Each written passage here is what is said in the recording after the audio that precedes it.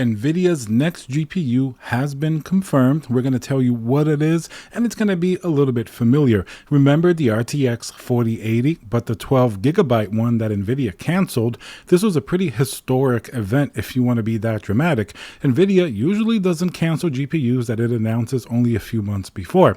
What happened here was the 4080 that we have now, the 16 gigabyte version, that one came through. People aren't happy with it because the price is pretty terrible. Imagine if that one is bad, the 12 gigabyte one, which even by Nvidia's own performance numbers shows that it's significantly worse than that 4080. It's not like a small difference. It's a whole tier of GPU of a difference. That's why Nvidia is now bringing that back as the 4070 Ti. This is definitely going to throw a wrench into their plans. I'm sure maybe they plan to release a 4070 or something like that, but now they can't have their two 4080s. They were way too bad of a value. They're going to have to put all those 4080s, turn them into a 4070 Ti, and that's exactly what they've done. Now let's take a look at these specs for a comparison so you know exactly what's going on with this GPU. The 4090, which is the most powerful one that Nvidia currently makes, is the AD102 that has 16,384 CUDA cores and of course 24 gigabytes of the 6X VRAM with a 384-bit bus. Now, the other GPU that we have now is the 4080 16 gigabyte. That's going to be the AD103, 9,728 CUDA cores, 6 gigabytes of 6X VRAM with a 250-bit bus. Look at the difference in CUDA cores between the 4090 and the 4080. It's a pretty tremendous difference. I mean, it's massive. Now, step down a little bit, and then we have what used to be the 12 gigabyte 4080, now confirmed as the 4070 Ti.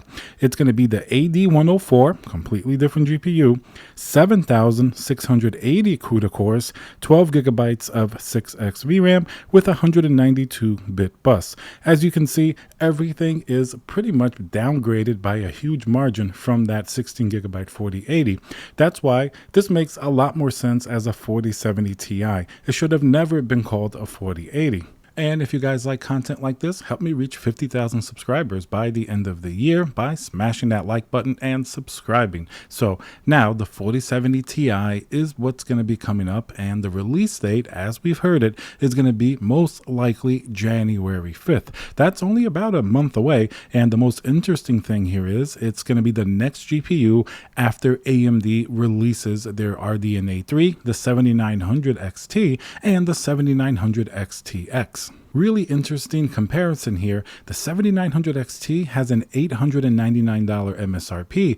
Guess what the MSRP was of the 4080 12 gigabyte? Yes, $899. It was priced exactly like the 7900 XT.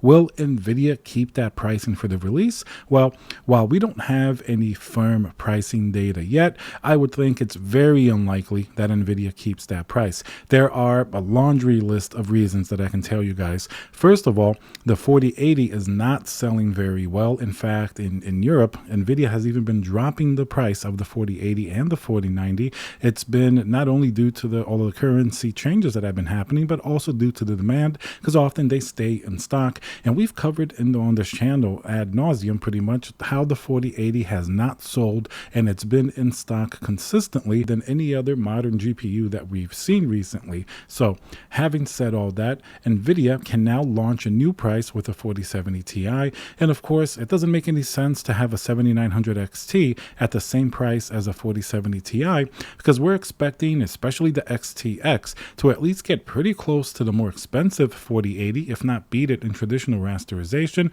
So you can bet that the 7900 XT, from some of the numbers that we saw, will at least be fairly competitive with other GPUs in that price range, and it would probably smash the 4070 Ti at that price. So if the 4070 Ti is not $899, what's the next most reasonable option? Well, we know Nvidia doesn't like reducing prices very often, but in this case, case, they're definitely going to have to. I would say very minimum $799. Now, that's going to be like the very conservative number. If they want to be more aggressive, especially against the onslaught of the AMD GPUs that are coming up, they would probably price it at $699. I think at $699, a 4070 Ti would probably sell decently. It's going to do a lot better than the 4080 did because it's a price point a lot more people can afford. $699 is also traditionally a price point where like even the 1080 Ti started at, which was the highest end GPU. It's probably going to be a more comfortable budget range for considerably more people. As you go up to like $799 and $899, you start to alienate a lot of gamers that don't want to spend that much on a GPU. So having said that, $799 conservative. That's if they don't really care too much about sort of the sales that are going to go through or the competition from AMD. $699, I think if they want to be really, really competitive. Of course, let's reflect back here. The 3070 Ti was $599. Now, I don't expect them to price it at that. That would be the option that's like the most wishful thinking and extremely aggressive against AMD. If they priced it at $599, you can bet that GPU would probably want to be the best selling GPUs at that price range, or any GPU for the last few months for that matter.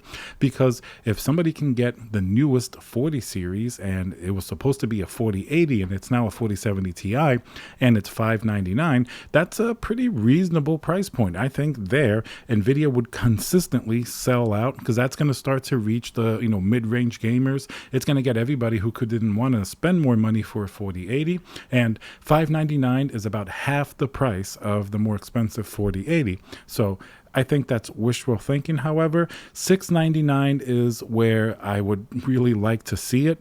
That's where it's going to be the most reasonable, the most likely to happen. Of course, $599 would be awesome to see, but I don't really think that's happening. You have to remember a $699 4070 Ti with everything that Nvidia has to offer as a package, including things like what content creators may like, a blender and machine learning, and of course, even ray tracing. You could see those GPUs being very popular because those are things that even a 4070 Ti more than likely will do better than even the highest end 7900 XTX. We don't fully know the ray tracing performance yet of the new AMD GPUs, but from what we've seen, it doesn't come anywhere near the high-end Nvidia stuff, meaning it may actually land fairly close to something like a 4070 Ti. Maybe speculation is that a 7900 XTX may have ray tracing performance equal to like a 3090 Ti, which while it's not bad, definitely it's last generation now, and there's a lot newer and faster stuff, meaning that a 4070 Ti, even though it's more, high mid-range, it's going to really compete well with the AMD stuff because Nvidia just has an advantage in that area. So when we first heard about the 4080 12GB transitioning over to the 4070 Ti, a lot of them were actually produced already, some even in boxes. So I'm sure they had to do a lot of work behind the scenes in order to make that transition effective. Now, I don't know if that extra work will be baked into the price because after all, at the end of the day, Nvidia sees that the market is not very responsive to expensive GPUs. Like if they had priced it at $899, it probably would have sold because it's the cheapest, newest GPU out there, but likely not very well because it has a huge performance gap, like we mentioned, against the 16GB 4080. So prices lower than that, $699 to $799, then it becomes a lot more attractive of an option because remember, Nvidia has been holding back a considerable amount of inventory, specifically of the RTX 3000, because they had to clear the sell-in, the channels as they call it, because too many retailers had too many in stock.